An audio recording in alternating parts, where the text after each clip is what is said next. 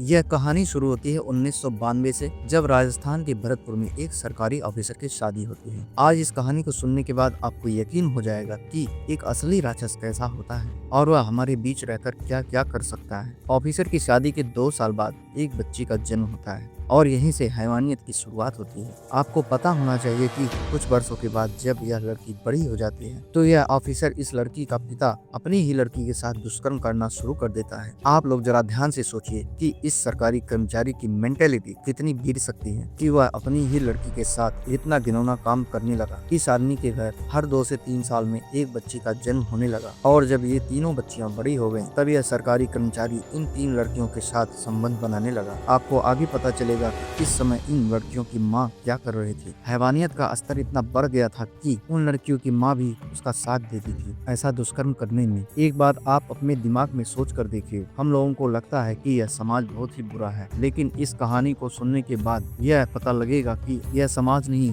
इन लड़कियों के माँ बाप ही उनके साथ यह घिनौना काम कैसे कर सकते हैं और इस कहानी का हमारे समाज पर क्या असर पड़ेगा। आगे चलकर इस सरकारी ऑफिसर के घर 2 और बच्चियों का जन्म होता है और जब यह बड़ी हो जाती हैं तो इनके साथ भी यही दुष्कर्म का कांड होता है। अगले 20 वर्षों तक इस घर में इन 5 बच्चियों के साथ इनके पेरेंट्स ही दुष्कर्म करते रहते हैं। इन लड़कियों से उसकी माँ यह बोलकर उसका ब्रेन वॉश कर दिया करती थी कि यह काम उनको करना पड़ेगा क्योंकि यह सबके घर में ऐसा ही होता है। मेरे आंख में तो आंसू आ गए यह जानकर कि कैसे एक माँ अपने द्वारा जन्म दी गई 5 लड़कियों को अपने पति के सामने छोड़ देती है अपने पति द्वारा दुष्कर्म करने के लिए। जब बड़ी लड़कियां इसके लिए तैयार नहीं होती तो उनका बाप उन्हें बहुत ही निर्दयता के साथ मारता पीटता था। यह देखकर छोटी लड़कियां डर जाती कि अगर वह यह काम उसके साथ नहीं करेंगी तो उन्हें भी मारा पीटा जाएगा।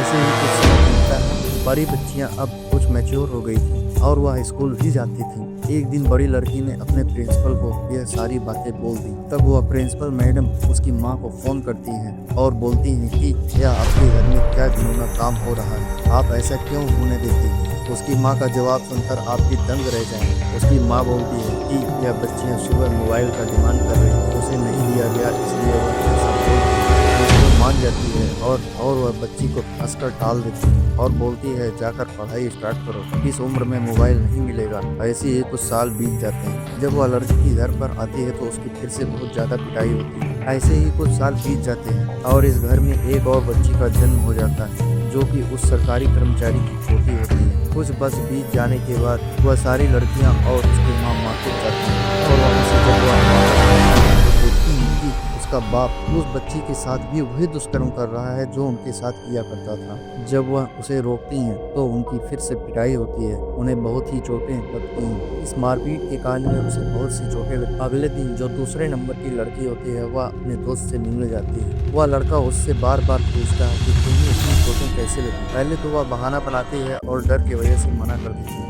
लेकिन बार बार उसके पूछने पर वह रोने लगती है और रो रो कर वह सारी बातें एक एक करके उसे बता देती है कि ऐसा दुष्कर्म उसके और उसकी बहनों के साथ 20 वर्षों से हो रहा है। फिर वह लड़का बोलता है कि अगर ऐसी चीजें दोबारा तुम्हारे साथ होती हैं तो बताना, मैं तुम्हारा साथ दूंगा और पुलिस बुलाकर तुम्हारे पापा को करवा दूंगा। और आगे ऐसा ही होता है। एक दिन उसका पिता अपनी पोती के साथ यह घिनौना काम कर रहा होता है तो वह लड़की अपने दोस्त को कॉल करके यह सारी बात बताती है। तब वह लड़का पुलिस स्टेशन जाकर वहां से पुलिस के साथ उसके घर पर आ जाता है, जहां पर पुलिस उस आदमी को रंगे हाथों पकड़ लेती है। वहीं पर यह 5 लड़कियां अपने माँ बाप के खिलाफ बयान देती हैं, जिसके बाद उसकी माँ को भी गिरफ्तार कर लिया जाता है। किसी ने कभी यह नहीं सोचा होगा कि कैसे इन बच्चों के माँ बाप उनकी लाइफ खुद ही बर्बाद कर देंगे। यह तो थी एक सेक्रेटरी फादर की कहानी।